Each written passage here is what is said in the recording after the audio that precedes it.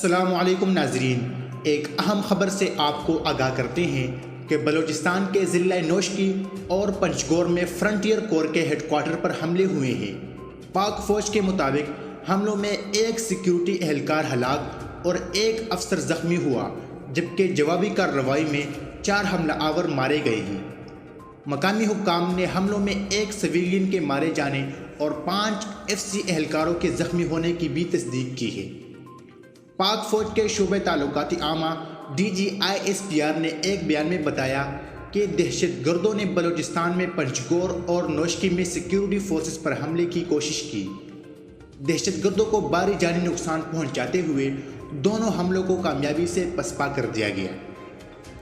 ISPR کے مطابق پنجگور میں دہشت گردوں نے 2 مقامات سے کیمپ میں داخل ہونے کی کوشش کی، تاہم سیکیورٹی فورسز نے بروقت جوابی کارروائی سے دہشت گردی کی کوشش کو ناکام بنا دیا۔ شدید فائرنگ کے تبادلے میں ایک جوان ہلاک ہوا، جبکہ دہشت گرد فرار ہو گئے۔ ان کی ہلاکتوں کا تعین کیا جا رہا ہے۔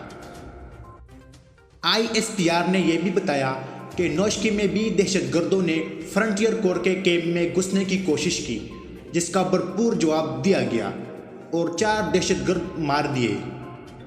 بیان کے مطابق فائرنگ سے ایک افسر بھی زخمی ہوا۔ فائرنگ کا سلسلہ وقفے سے جاری ہے۔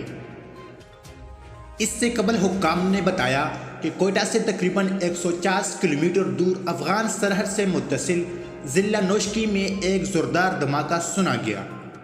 نوشکی کے اسسٹنٹ کمشنر جانزیب شیخ نے بتایا کہ شہر کے مرکز میں واقع فرنٹیئر کور نوشکی ملیشیا کے ہیڈ کوارٹر کے گیٹ نمبر 2 کے قریب ہونے والے اس دھماکے سے پورا شہر لرز اٹھا۔